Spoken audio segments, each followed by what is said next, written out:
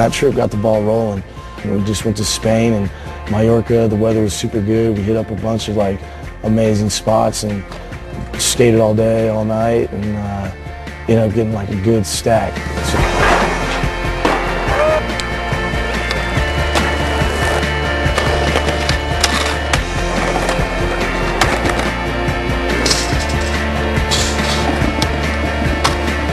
It was really sick to have that whole crew there and just everyone skating around, like Lucas and JB. That first trip, it was good. It was a lot of footage from MJ, Lucas too. That's when he first started filming for it. It was small, Lucas. It was super small, no mustache, nothing. I was like a kid, you know, like just, alright, come with us in Barcelona, we're gonna film. Alright, just follow, you know.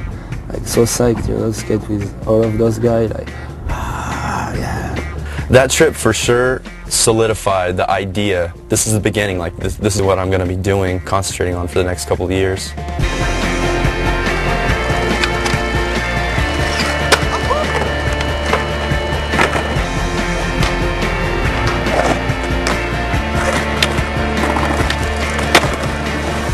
Yeah, that was a good trip to really start things off because it was really productive.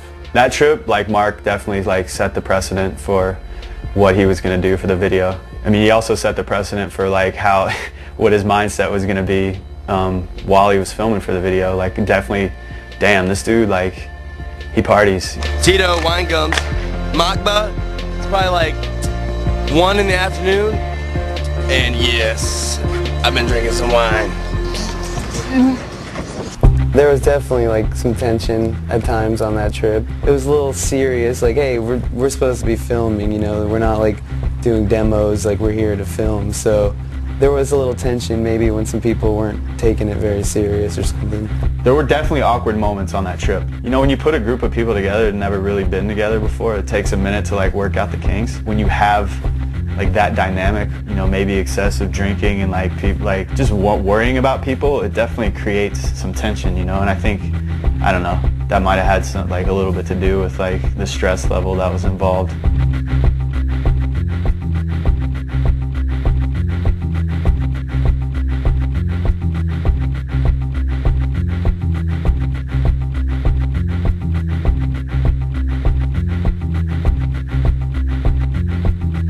When Ty said, hey, I want to have this video meeting, I think he knew that when people saw what Mark had, it would wake people up. I just remember like Mark Johnson had so much footage. Like everyone had like a good amount of stuff, but Mark Johnson had like 20 minutes of just unbelievable stuff.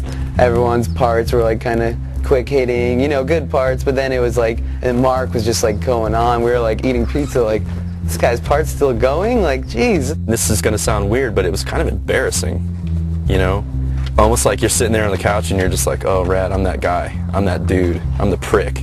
Oh, it's like, you know, oh, yeah, dickhead over here has 6 minutes of footage and I only have, you know, 15 seconds or whatever. Like, Rad, thanks, dick.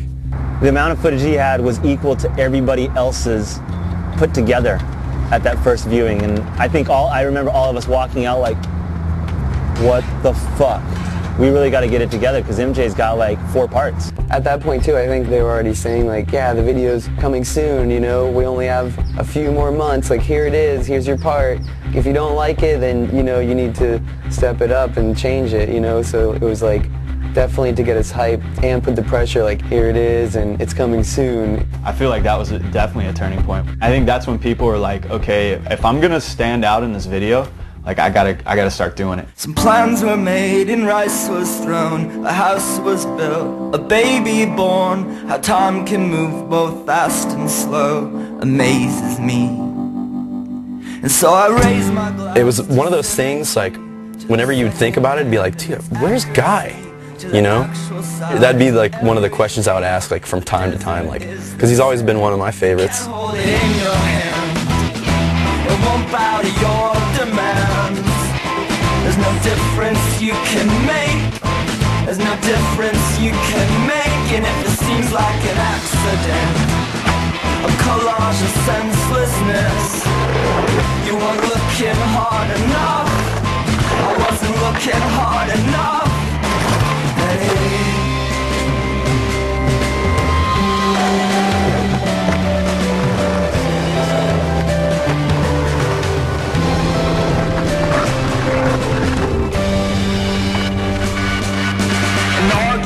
skateboarding, it's so easy to fall into like certain behaviors.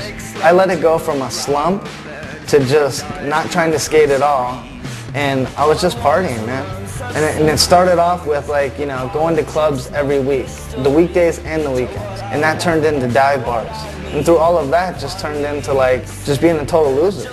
I became like so self-destructive with all of this stuff that everything around me was like destroyed. My relationship with Rick and Megan, my relationship with my girlfriend, everything was like on by like a little thread, and my life was on the line. I would be like downtown on like Skid Row to like get drugs and alcohol, but I still felt like, you know, I'm Guy Mariano, like professional skateboarder, and I still like viewed myself as like something special. I mean, that's how delusional I was. When all that's said and done and you're not a professional skateboarder anymore, it's like you're almost left just like empty-handed. It was almost to the point, it's like I didn't really care if I died or not.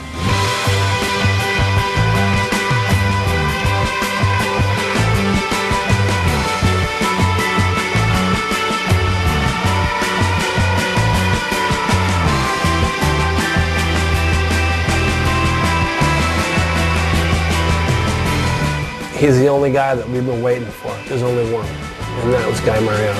And then when Rick dug him out of wherever the fuck he was, that's nice of him. That's what a friend would do, and that's what the world needs, is more people that would fucking help you out when you're down. And that's fucking true till death. If somebody's down, help them out. And he made it. Addiction is a powerful thing, and a lot of people die from it, you know, and for him to have that opportunity again is really special. I just think he had a long time to think about his life and stuff, and he just kind of realized he was always better off riding a skateboard. I mean, I didn't know what to expect, but it was definitely like, he's back in skating where he needs to be. We've all missed him type thing, you know, like skating has missed him. I had so much going on in my mind, and I was so confused and I was so lost, is that the only place where I felt comfortable was on my skateboard. And while I was actually doing a trick on my board, I wasn't thinking about, am I going to try to skate? Am I going to try to work? Am I going to relapse? I wasn't thinking about all this stuff, and it's where I found my freedom. And I remember one day I did like a fake E50 fakie flip, and it was this little thing inside of me that had some hope. And I was like, whoa, what if I just tried it one more time? Word started to get out like, hey, guys skating again. I think he even started having, you know, some photos started coming out. And when that happened, Rick said, you know, what do you think? Should we try to do something good, like work towards him getting a shoe? He offered it to me, and he said, look, like, we're just finishing this video, Fully Flirt. And he's like, all you'd have to do is like, you know, go out and get a couple of clips. And I was like, dude, this is right up my alley. And it's a good excuse that why I don't have a full part is because I just got on the team and I'll have a couple of clips in me. You know, he had a pretty bumpy road, and once he got off that bumpy road, skateboarding was there for him, you know? I said, hey, I'm not putting this video out until you have a part. The conversation went quiet for a little bit. Like, I was probably like looking out the window like, dude, this dude's crazy.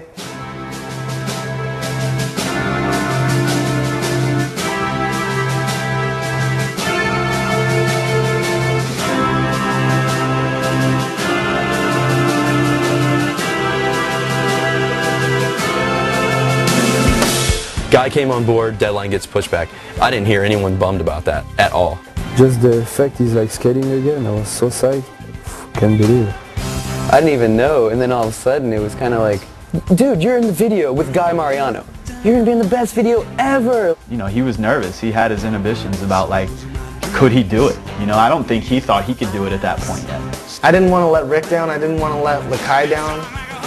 My whole thing is I just didn't want to let anybody down. He was a natural, there's no question about that, and I thought he just had the ability to step back on his board and get it done, you know? What was going to be difficult is because in my younger days of skating, it came more naturally. And then at this point now, I knew that I was going to have to work a lot harder to achieve that. To me, he looked good right away. He might not have